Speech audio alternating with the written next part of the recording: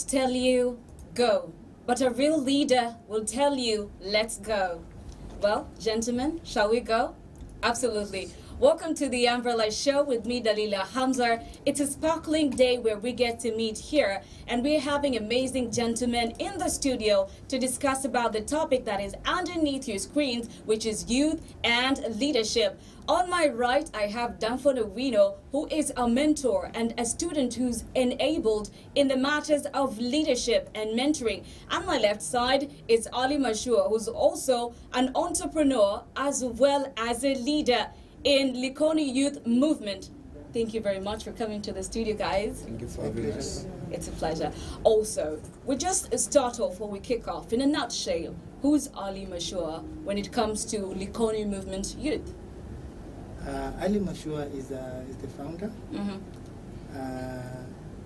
I came with this idea because there were challenges that we as youth were facing in Likoni, and I decided that I'm going to unite these young people, bring them together, so that we can do something for our sub-county. So how long maybe have you started this kind of initiative? It is not that long. I started this movement like 2 months ago, and it is really gaining momentum right now as we speak. Okay. Our first meeting, we had like 8 young people. As of now, the movement has 100 members, so it's gaining momentum. Okay, Yeah. that's from Ali there. We move and slide in our gentleman here who's a student and a person who's very determined, as we were speaking about leadership. Who is Dafford Owino when it comes to leadership, and why did you decide that I will take this kind of path? Well, Dafford Owino is a really passionate student leader at Kenya Coast National Polytechnic. I wanted to do political science. Unfortunately, that aspiration of mine did not really pick up. So, but matters to do with the leadership and governance has always been my passion. So, I'm also a member of Likoni Youth Movement, a very vibrant member, and I would also want to urge my fellow youth at Likoni to really join and support this movement. Yeah, so that's all about Dafford Owino. Okay, and we are live in Facebook as well as YouTube at Al Shifa Online TV Kenya. You can also drop in your questions or your comments, because this discussion is invalid if you're not involved in this kind of session.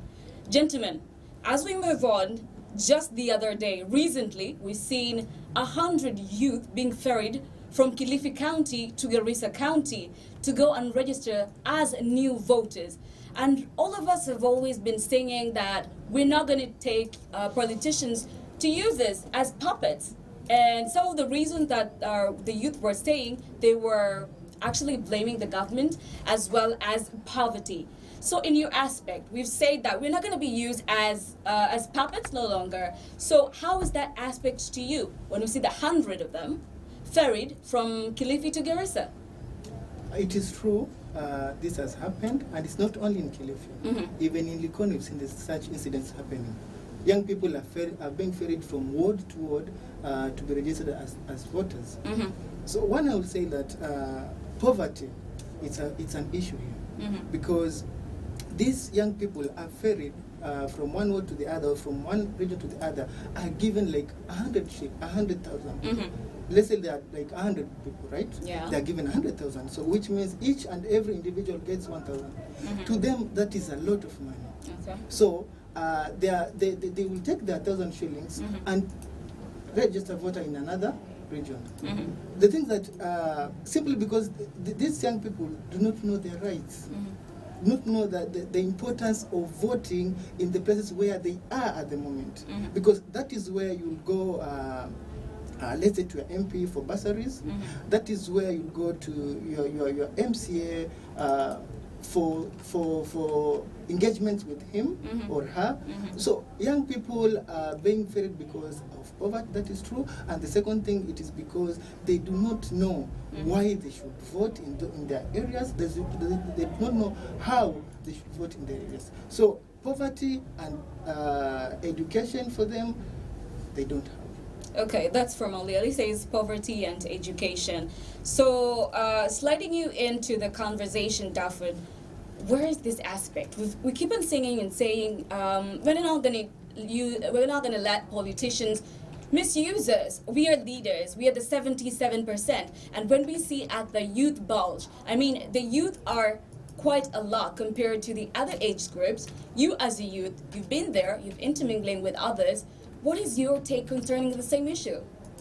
It's very unfortunate that in the 21st century, a politician will want to, use the youth for their self-interest, and it's unfortunate too that we youths have decided to, not to heed to the call of us, really being meaningful to the society, and we really want to be used. It's a decision that we've made that we want to be used, and I really can't blame the youth. It's ignorance that is there. The constitution is there under Article 55. If you read together with Article 100, it really describes us as special people, and we have a special place in the government. So the aspect of us wanting to be used as puppets by politicians, it is so unfortunate that even the president is actually looking at this thing as a normal scenario, and those people mandated to prevent such occurrences from happening are there. The IBC is there, and actually the body should be regulating this, and they should be charging these politicians. I mean, the access to information under Article 35, that's something that youths have not been really empowered to, to get to know, because we really don't know why we should vote for our MCA. We really don't know why we should be voting in Likoni.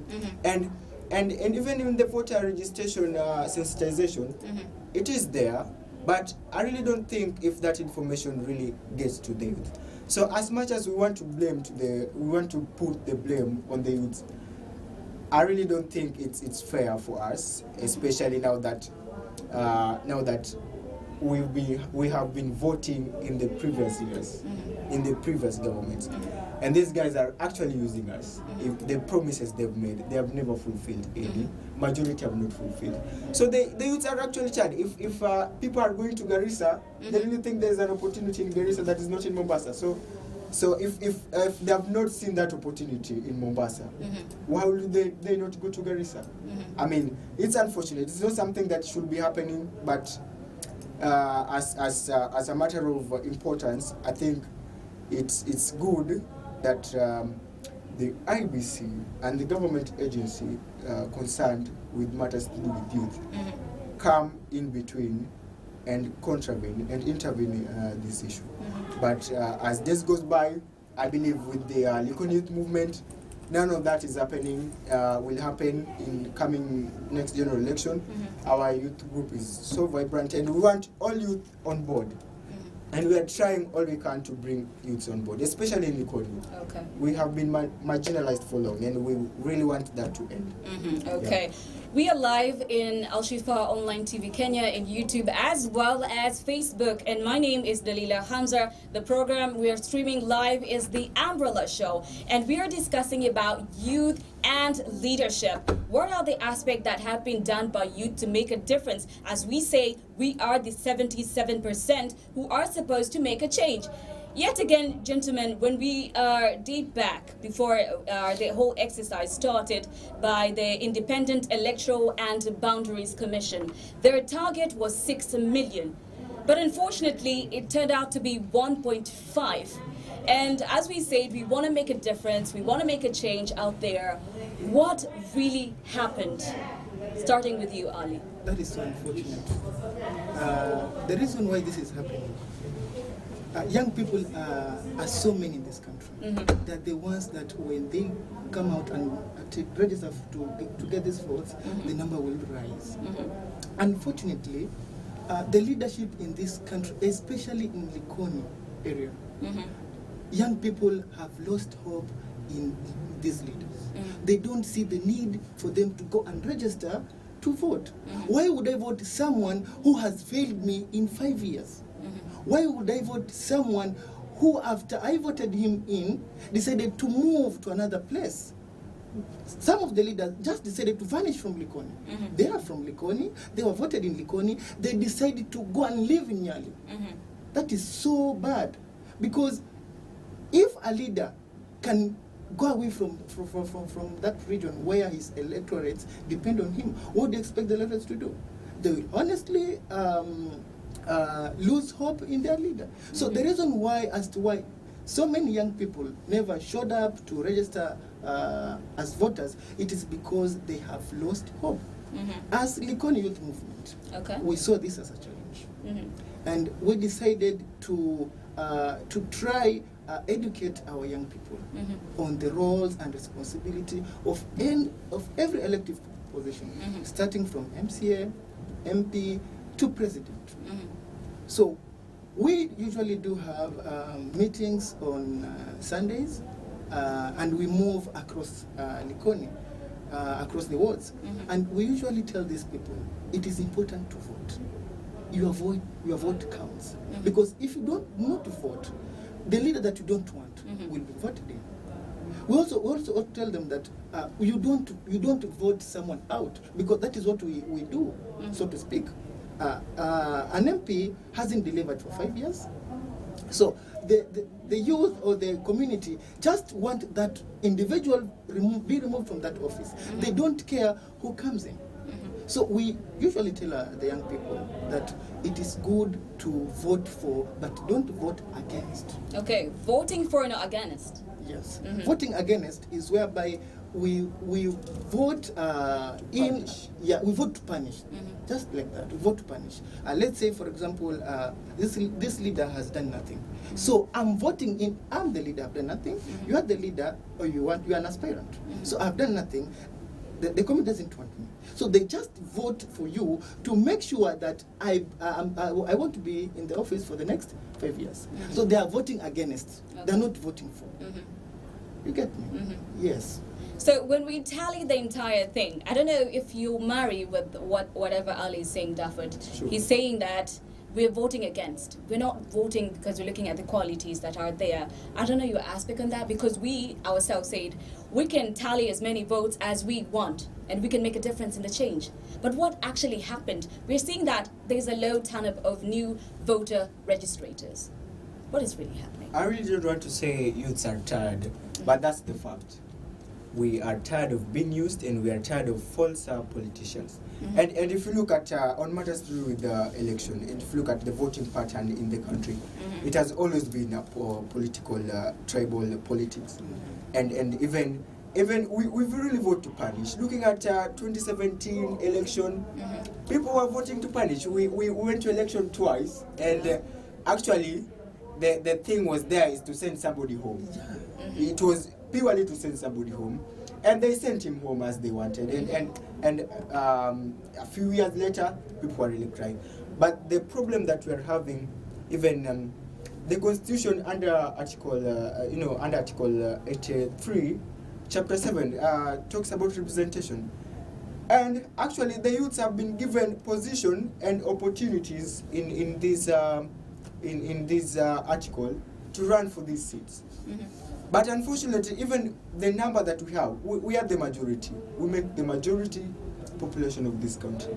But still, I don't know, we are in some sort of a denial, and we have not come to a realization that it is time for youth to lead this country. We are still clinging on the old guys. We'll be clinging on them for 7 years, 10 years to come. And as much as I want to say it, but as much as even we want to blame the politicians, the youths are 100% have to do with what they are experiencing right now. Because if take a look at what happened in Stare, they really rejected a youthful, vibrant leader, Boniface Mwangi, and they elected Jaguar. Jaguar has never uttered a word in parliament. So we really vote to punish people, and once we stop that, I really think things are going to be better.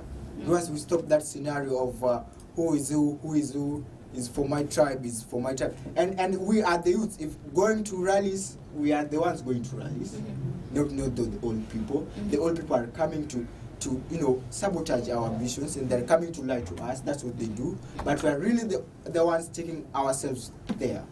And what we're really after handouts, after which 5 years we start lamenting again. So it's important that we come to a realization that we are the people. In fact, as much as the Constitution acknowledge in the preamble, actually the youths are the people. In fact, I was thinking that this article be reviewed. We are the people. And as much as we want fair representation, then we must exercise our power. We refuse to go and register as voters. Look at IBC was actually targeting 6 million new voters, but what did they really never even got 3 million. So, and then in the words of Kibaki, he says, if you just want to lazy around and eat about the street, and you don't want to vote, and after voting you really want to comment on how government is operating, you really don't have a say. We really don't have a say. If you don't want to go and vote and register as a voter, you have no right to lament. So Dafford here is emphasizing that if we are not taking part in what is called our democratic right to choose our leaders, we should definitely out. Our view out there, remember that we're live in Al Shifa Online TV Kenya, in Facebook, YouTube, and we are also live in our website at www.alshifatv.org. Send us your comments, your view, and also discuss with us because you're part of us as well. During the promulgation of the 2010 Constitution, youth were actually saying that this is a time for us to make a change. Our democratic right in practicing, or rather voting, is in our system. To you, Ali, do you think that the transition up to date, have we really understood? Have we really been empowered? Have we really been sensitized enough for us to make a choice? I don't think so, unfortunately. First and foremost, majority of the young people do not know the responsibility of a county government to begin with. Because we start there. The 2010 Constitution was about devolution. And devolution brought about the county governments. Young people do not understand what the county government is expected of. That is number one. And then number two, I will now from Likoni perspective, with county government, I believe leadership is about having people from your area being in the top positions in the county government. Like I will say, like there are 10 ministries in the county government, right? And there are 6 sub-counties in Mombasa County. So in my opinion, I was expecting like 2 from 2 ministries, 2 positions from those 10 positions be given to individuals from Likoni. We get. When it comes to the other top positions, like the chief officers, we have like 12 chief officers position in the county. So I was expecting, when you divide these 12 positions into these 6 sub-counties, you get at least 2. We get at least 2 positions from Likoni, but it hasn't happened. And so the case is totally different. So young people again are feeling like they're not included in that county government. You get. So I think the issue of inclusion is also key here. Yes. So did you actually, when as youngsters or people from Likoni, did you actually try to reach or your complaints to the relevant people who are representing you? Actually, we did. There was a time we had one CEC, but he was removed from office. We don't know why. We don't know the circumstances as to why he was removed. Young people said, no, we cannot, Likoni people cannot have no one in those positions. We need the man to be reinstated to that office, but it never happened. You know, as young people, we are only powerful when we're united. But these leaders again will never stand seeing us united. So when we try to unite other young people, we come strong. They have their own mechanism to ensure that we are never strong. You see. So when we say that we cannot allow this to happen, we want this man reinstated or get someone else who can be in that position. Never happened. Young people united, but that issue just went dead like that. Okay, that's Lee's view. And I don't know, normally they say leadership, when we're in leadership, it's not being welding for authority, but rather empowering out there. Everyone has been associating not just politics, any kind of leadership with being a dirty game. The saying is all over, like politics is a dirty game. To your aspect, do you think that's because people think that whenever I try to get into that kind of position with all my passion and zeal, it will never come to true? No. I really want to say this, and politics is key. It is of importance, and it's the core of our growth and development. And as youths, we shouldn't really shy running for these positions and going after them. The problem that there is that the procedures put by political parties and the qualifications for you to get to a political party that is so influential enough for you to get to parliament or national or county assembly. That's the problem, because we really don't have the financial capability. But again, in the constitution, one is allowed to run independently as a candidate. And we have seen some have run in nearly MP, and he succeeded. Unfortunately, when he got there, he was absorbed by the so-called system. I don't know if it's true. But if I tend to run for a seat as a youth and I get to that position, I can assure you that matters to do with the youth will be put into consideration and over priority. And that is what our leaders have failed to do. We have failed to be considered, we have failed to be acknowledged, and it's so unfortunate that we youths, even the little opportunity we get, we misuse it. At some point, you might want to blame a leader, but again, no. Because if you look at Article 10, it talks of the principle of good national governance and leadership. Chapter 6, integrity, and people have never focused on that, and that's us as youths. We want somebody who can bribe us. We want somebody who is chaotic. Look at what happened in Nairobi 2017. And after that, what happened with the governor? He was impeached for all manner of chaos and misappropriation of funds. So, youth must come to a realization and get out of that denial that the leadership positions are only meant for the old. And we have been ruled by the old since independence. And even since independence, we have been the majority. And we will continue singing that we are the majority, Come Vision 2030, no one of age 35 will be sitting in that state house. It is somebody who will be almost 60 and above, 70 and above. Currently, everyone is 70, they're running for those seats. And what are youth doing? We are sitting. So far, I've not seen anybody coming out of age 35 and below wanting these high positions, even in the county government. And even in the cabinet, we have youths outside here in Kenya who are very learned. We have scholars who are of youthful age.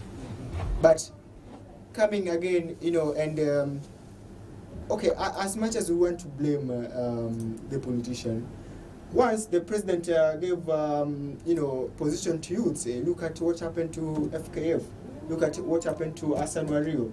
They misused these positions, and the president got tired, and he said, no, now that I cannot trust you guys with my money or our money, I'm going to appoint somebody who is 92 years old to manage your funds. I don't think if the guy who was nominated to look after that cash, I mean, he's too old. He's just too old. It was unreasonable. We really castigated that matter. But again, if you reason with the president, he was right.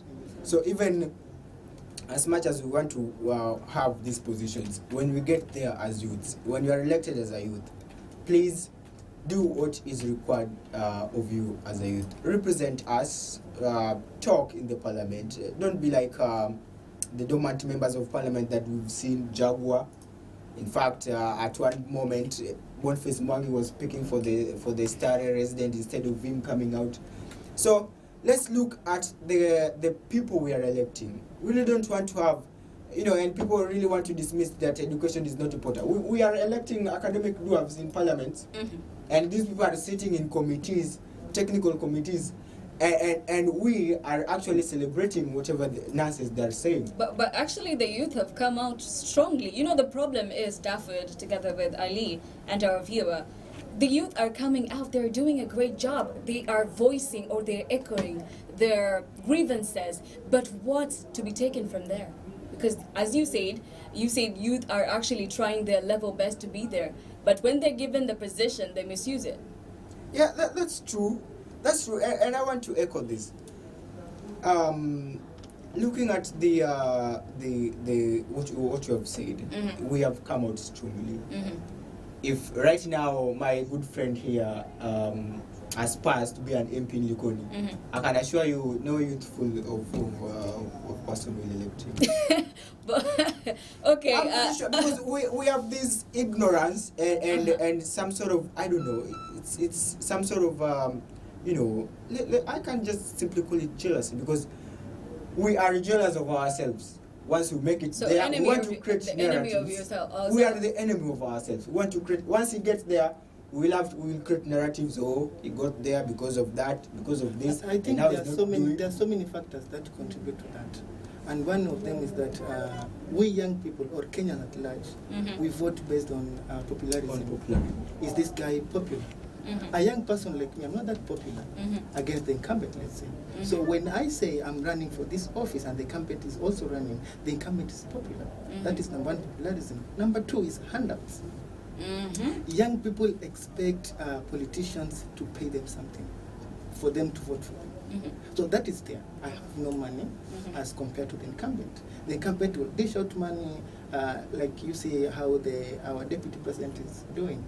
When he visits a region, he gives a lot of cash to the young people, to the Mama Mboga, and to the Boda Boda riders. So that has set the bar so high for young people that when a politician comes to me, he or she has to give me something. Yeah. You see. So that is number one. Number two, and then number three, tribal issues. Right now, when we get 10 Luo people, and you ask them, who will you vote for as your president in 2022? 8 to 9 of them will tell you, I will vote for Raila. When you get 9 Kalenjins and ask them the same question, they will tell you, I will vote for Ruto. So we have tribal issues in this country. So let's say, for example, I want to vote for an MP position in Likoni. Young people will say, yule si wa kwetu, yule si Mdigo, for example. Sisi tunataka Mdigo. So these things are there. We can't avoid them. So those are the 3 major things that will make people, young people, not vote for me. It doesn't matter what offers I'm bringing on the table, what I have for the people, what I'm intending to do for my people. It won't matter. What matters is, am I popular? Do I have money? Am I from the tribe? That's all that matters. Okay, apart from that, because I've interacted with some of the youth who are there, like what Dafford here had said, the tendency of youth being, going to the grassroots levels to go ask for the votes. In that, we need to know exactly who you are, the manifesto. Sometimes some of the youth, because not all, some are really great out there. Some of them, their manifestos, they're not that convincing, When you come to me, you say you want to be an MP. Yes, you're a youth like me. I can't vote for you just simply because you're a youth. But what do you have to offer for me for the next coming 5 years or a decade? Will I be getting? Dalila, I will tell you one thing. Okay. Manifestos in this country don't matter. Okay. Let's look at Jubilee manifesto. They've done something, but they've not achieved as per what is in the manifesto. Young people don't believe in manifesto, that I can tell you. It is about handouts. Give me something. uweke vijana pamoja, then you start telling them this is what I will do, this is what I will do. They start getting bored. They'll tell you, no, just give out what you have and we'll vote for you.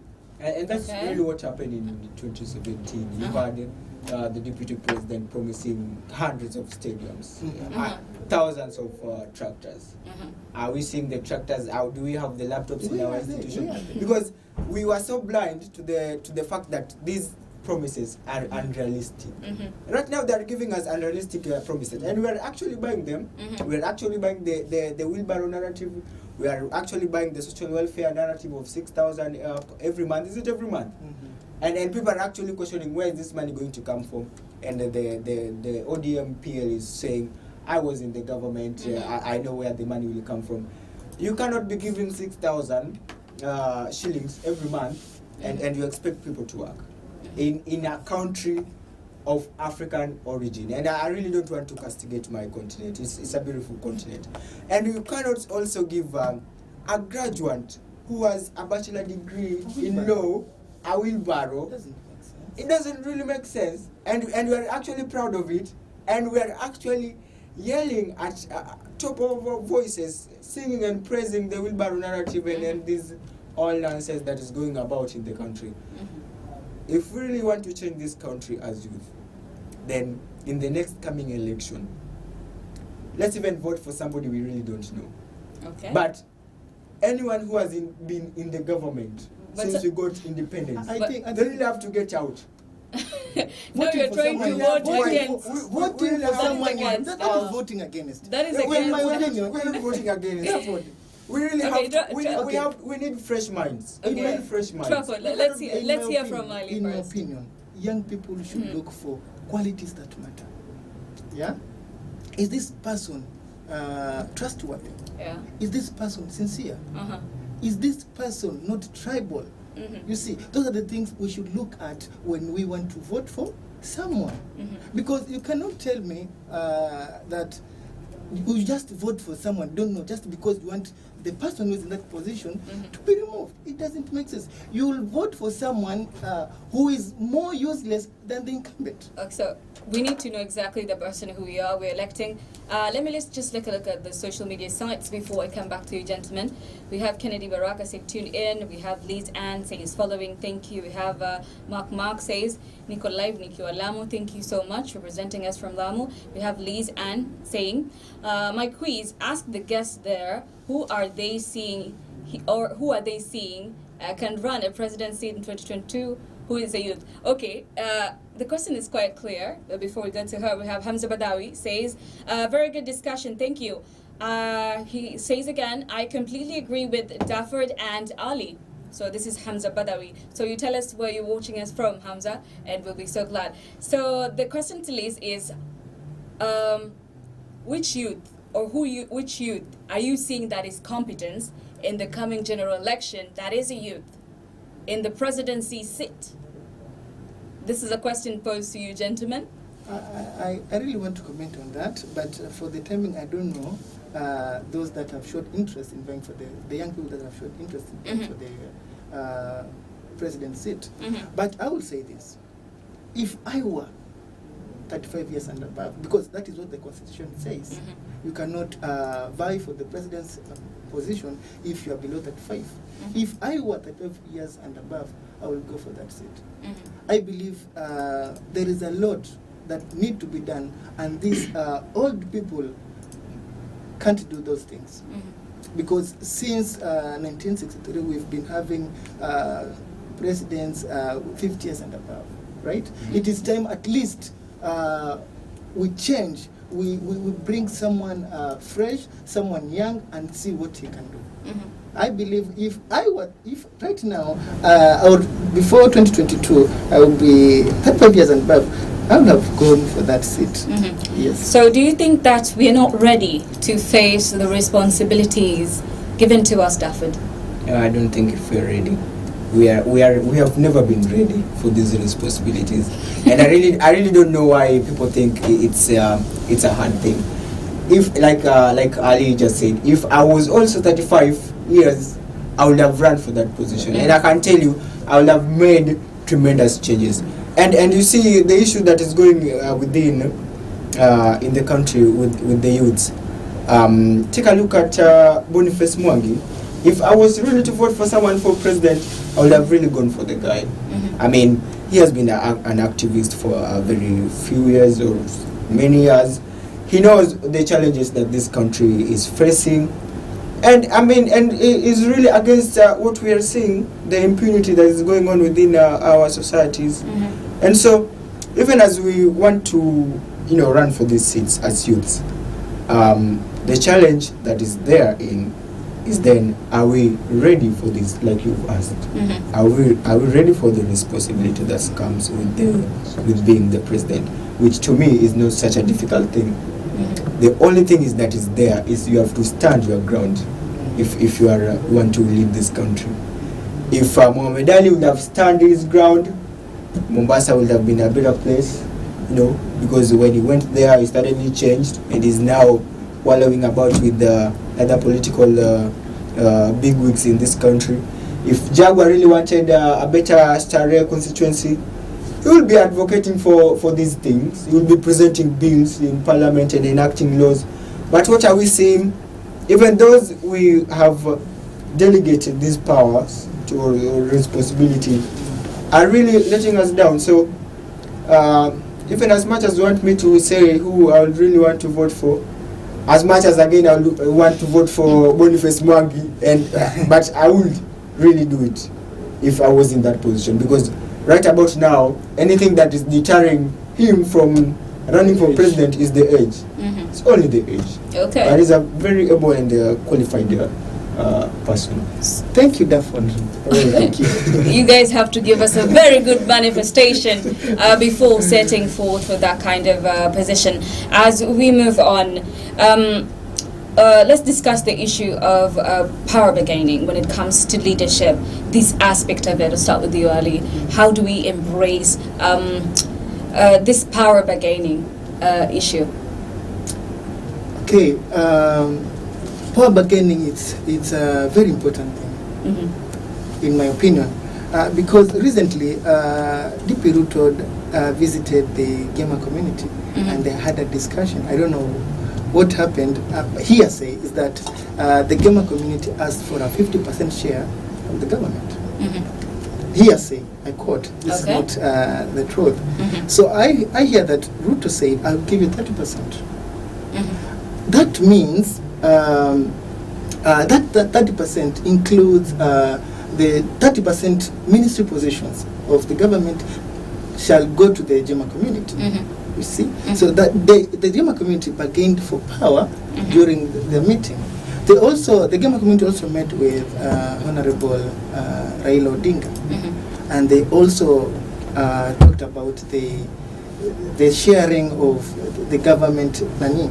So the Raila Odinga hearsay also, I'm not sure about this, is that the Raila Odinga said, I will give you 50%. See? And this 50% is not just 50%, it's about the positions that are very important in this country, like the CS Finance, the CS Defense, the CS Interior.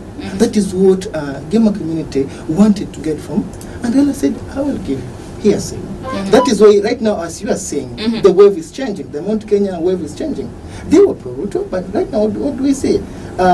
Things are changing very fast. Right now, just the other day, I was watching a video whereby Senator Murkomen and his counterparts had visited Nyeri, and people were chanting, Baba, Baba, Baba, you can see. So, power bargaining is very important, and that is what we are trying to do in Likoni. We are uniting through Likoni Youth Movement. We are uniting young people, and our aim is one. As Likoni Youth Movement, we will want to meet each and every gubernatorial aspirant in this Mombasa, in this county, and we will tell them right in the face, you want to be our next governor. This is what we want as Likoni people, young people. We want these positions from your county government to be given to us. We want, let's say we want each ward to be allocated 50 million or 100 million shillings that will go directly to the young people. You see, so in that process we'll be doing what we call now Power bargaining. Power bargaining, yeah. Yes. Yes. Literally speaking, I don't know about Vera. Tell us your thoughts. Tell us what you're thinking about the power bargaining and the leadership, the youth who are involved in leadership. Are we doing enough? Are there loopholes which we need to consider and fill in before the coming general election in 2022? Let me drop in Dafford here. As we look at the entire session, what Ali here has said, the power bargaining, have we really used it to the maximum, or what do we need to do to make sure that it reaches the grassroots level people? The only region which has never been serious with power bargaining is the coast region. And why do you say that? And it's because the leaders that we have, they don't have our interest at heart. Because politics is about interest. It is always about interest. And as you say, Raila and Ruto, one of them had the interest of the gamer community. One did not fully meet their interest, and so they opted for the one that will meet their interest. And even in Likoni, speaking as a member of Likoni Youth Movement, we really have never had a fair representation in the county government. And this is because we have never sat with these leaders and actually make our demands that this is what we want to be. Likoni has been marginalized. We are the majority in Mombasa, so to say, and we have been marginalized right from garbage collection. Right from, and I'm really not saying that the county government should employ everyone in Likoni, but at least we should have somebody who can meet our immediate needs when we need them. And so what's going on today in today's politics? You see, even Governor Lonyanga Puo back in Bomet started a party just to bargain for the national cake. Yes. And I can really blame our leaders. Look at recently there has been a talk by coast leaders to form a party that will negotiate on behalf of the coast members. Has that happened? And I'm not really seeing it happening, because we really want to be submerged by, I don't know, we really want to always following people, but you don't want people following us. And that's very unfortunate. And right now, as Likoni Youth Movement, we are really trying to have that power bargaining at our level. And I really don't know if at national level we've made it.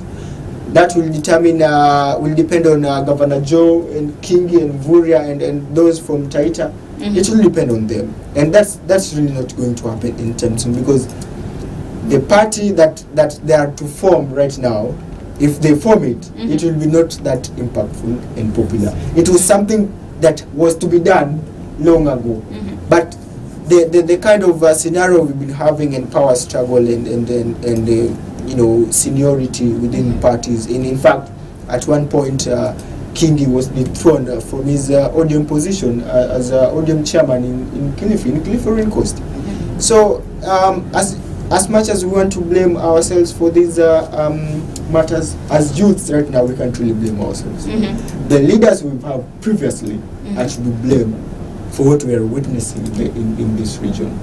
But power bargaining is a serious issue right now. It's a serious issue, and it is important that our leaders take this matter seriously, so that come 2022, we'll have something to show off as coast people. Absolutely. Now, it's been quite a while when we look at the other side, where unemployment, marginalization, according to a survey, is that marginalization, youth have been marginalized, I'm talking about Kenya, in marginalization, unemployment, poverty, you name it. All these things are triggering us or dragging us down. What are other aspects that we need to consider, or rather, which kind of mitigations should we do when we talk about unemployment? Because last time, in 2009, we see Kazi Mtaani coming in. So what are other things that we should do to fill in the gap? We were just facing a COVID-19 pandemic, and a lot of youth, not just youth, a lot of people had been fired from their previous works. But what are we supposed to do? The mitigations, maybe as a Likoni Youth Movement, are you planning maybe to scale up to address this kind of issue? Yes, indeed. If you've heard me, I said we will propose like the governor should consider giving like 50 million in a ward level. This amount, which I've just said, I don't mean it is that amount. Okay. We will talk about it and agree the amount that we want as Likoni. So this amount shall be used specifically for the young people and specifically to address the unemployment issues. Unemployment is so huge. So many young people are jobless, not because they're not learned, it is because these opportunities are not there. So with the 50 million, let's say we'll do this. We have young people who are very good in singing. They can earn something from that. So this 50 million shall ensure those artists, those young people who are very talented in different kind of artism, get funds to record their music and sell their contents. Number two, we have so many young people who have very innovative business ideas. Business ideas that can employ more than 100 people. Business ideas that can employ more than 50 young people. These ideas cannot be realized because these young people do not have the capital to invest in those ideas. So that 50 million, which I've just said, is that as percentage will be taken to give these young people to fund these innovative ideas so that they can take their business ideas to a better place. Okay, Yes. Thank you so much. And Dafford, back to you. Let's look at the loopholes and the qualities.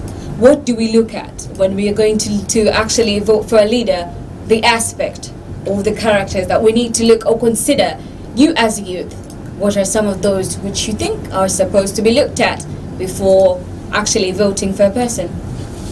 Well, it's very unfortunate that since independence we've been having corrupt leaders in this country, and at one point there was a reshuffle during Moi's regime in the judiciary, and I really can't remember the court, but the jurist that was there was a white person, and so Africans were not really cool with that, and so they demanded for his removal. And when he was removed, he was replaced by a very corrupt individual. And when the Chief Justice was asked, he said, "You wanted an African. There you have it." So I really don't want to bring this scenario that we Africans are corrupt, but also I think the youths have been ignorant to the Constitution. Look at Article 10 of the Constitution. It talks about principle of leadership and governance, and it talks of good qualities of a leader. It talks of being respectful, being resourceful. Chapter 6, things to do with integrity of leadership, and we have not really observed and practically put these articles and chapters into practice. I mean, they are there. Okay. You know who is honest. So and we who just is not honest. read. We don't even read. People are very ignorant to the Constitution, by the way. And whoever comes in our way, as long as he's ditching cash, we will elect him. We will elect the person, and that's what we are doing currently. Because at one point, funds meant for dams are getting lost, getting stolen, and somebody's coming and telling you that only 7 billion was stolen, and that very same person, we are still clinging on him and want to elect him as our next president. And if you see people who are surrounding these persons, they are on police radar, they are DCI radar, they are being chased by EACC, and not because it's political persecution as they want to view it. It's true, they have stolen, they have looted, but I don't know, people don't want to see this as something that is really actually happening. And we have normalized electing corrupt leaders, liars actually, looters, murderers, and we have normalized it. And in Kenya, it seems a little bit a norm to elect these guys. And you don't want to tell me that sensitization has not been done to the youth. you've currently witnessed for the past 10 years, who has been looting, who has been underperforming, who is doing what, you have seen for yourself. But you want to blame, I don't know, your conscience for not seeing that. I really don't know what to add something. Okay, tell us, Ali. One of the qualities that I really like seeing young people looking into is that track record for that person vying for a political position. What has this guy done in his personal life, community-wise? What has this person done? Is there anything that he has done that, yes, we can say this person has bring some changes? You know? Then number two, I would say humility. There are some individuals are not humble. Okay. Yes. So humility comes in, one of the qualities of a good leader. Yes. Okay. One has to be humble. Then religious person. At least, you know, when you have that, there is God. You fear some things you can't do.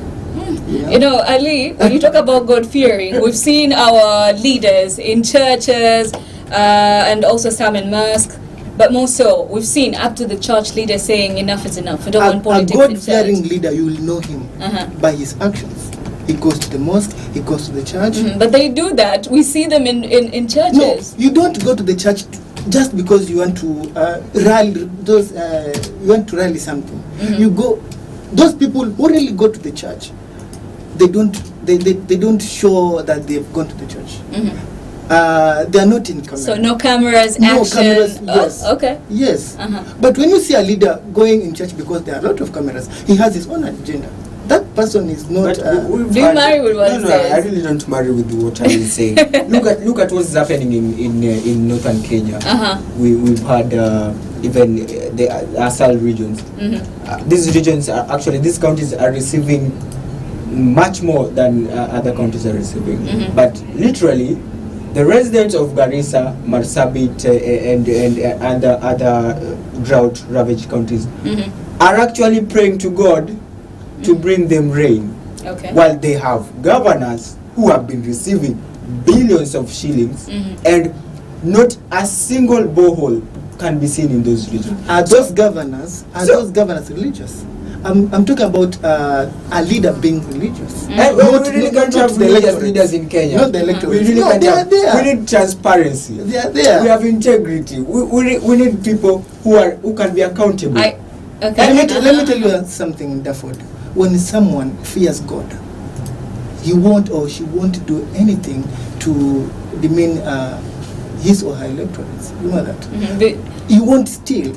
You know, people tell you that this man, this leader, is a good thief, and this one is a bad thief. This one is a good thief simply because he goes to church.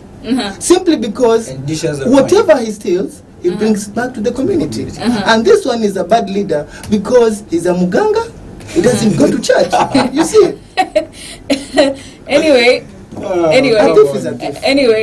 as much as Dalila is saying, we should elect God-fearing leaders. I believe everyone prays in their own way, so that aspect is already there, but how do we exactly know? Because I might go to the mosque and you might not know if I'm a good leader or not. You see, there's that kind of 50-50 question. And on the other hand here, Dafford is saying certain people are praying for rain, and actually they have representatives who actually are taking their taxes to the country. God is going to bring that rain. It's about faith. It's about faith, brother. Anyway, all is all. Let's look at our social media sites. In Facebook, we have Hamza Badawi. He's watching us from Abu Dhabi, UAE. Thank you. We have Jonathan Monzia saying, following, actually, I like the discussion and the level of interaction right there. Thank you so much. He comes again and say, I think it's high time that youth claim the political space. Youth inclusion in Kenya's parliament is key. But again, we've been marginalized financially. Basically, that support has been a major problem challenge. For God's sake, we make 80% of Kenya population, and that's where the bulge youth come in. So he says we need to claim those spaces. But as we wrap up because of the program, Dafford, are we doing enough as youth to make sure that we claim those seats that we need to take in the government section, not just in the government, but also other places of leadership? We are not doing enough. And if you want to know we are not doing enough, even after IBC announced that the deadline for registration is coming to near, I was actually passing by IBC clerks and there was no one registering as a voter. And if you want to know that we are not really doing enough, look at the MCs that we have. These are all old geezers sitting there in the National Assembly, in the County Assembly. And these are seats that we should, as youths, be sitting at. But we've left them to the old people, and I really don't know what's happening. But if you ask me on that aspect, we are not doing enough as youths because we believe in some sort of clinging on the old demigods, that if we are followed, we follow the ODM or the Jubilee or the UDA. That's the only way to get there. But I can tell you, if we decide right now as youth that we are putting people of 21 years and above, or 18 and above to parliament, we are going to do it. I mean, as the guy said, we are 80% of this population. Old people are actually going to, I mean, okay, forgive me, but they will die soon. I mean, we are here. We are here as youth, and we are still vibrant. We are still energetic, but we are not doing enough because even the voter registration that we had, it did not meet the target of the electoral body. IBC was targeting 6 million. We had less than 2 million. Okay, 1.5 million. So as much as we want to say that we were reclaiming the political pace, we have not come to that realization. So we are still in denial. Okay, so your parting shot exactly. My parting shot is, if at all the IBC will announce another registration again, coming probably next year, as members of parliament in the park committee said, let's register in masses and vote for what is right. Vote for someone who you feel or who you know is really going to deliver. But more so, vote for a youthful leader. Somebody you can approach and talk to as a youth. Somebody who understands your problems. And that's what my friend here, Ali, and I, and most of our colleagues back at Likoni are actually doing in the Likoni youth movement. We want to rally youth to this movement so that we can also bargain. As much as we will not participate due to problems that we are currently changing, we want to negotiate for positions. We want to negotiate for fair representation. We want to negotiate for fair equity and equitable distribution of resources. So come next year, let's if at all that chance will come out, let's register and let's vote. Okay, that's from Dafford. Let's hear it from Ali. Ali, what do you have to say as your parting shot? The young people of this nation are very important. They should know that without their vote, this nation will want to move forward. I call upon all my fellow young people to make sure. Right now, each and every sub-county, there is a center whereby one can go and register as a voter. If you haven't registered as a voter, kindly visit that center and register as a voter. That is my message. And also like to tell my fellow young people in Likoni, kindly join Likoni Youth Movement so that we can move Likoni forward together as one. Yes. Absolutely. We come to a conclusion of the program. It's great having you here, guys, in the studio. Thank you very much for making it. And more so, thank you, our viewer, for participating from the start of the program up to now to the end. There's one thing that I want to tell you, that accountability is a reflection of responsibility. Wherever you are, it is important for you to feel concluded in every decision we make in the country. You matter. And that's a message for me. I've been your host, Dalila. Hamza, thank you very much. It's amazing having you here. We've got plenty lined up for you in our programs in Al Shifar TV. It's a bye-bye for now. Until next time.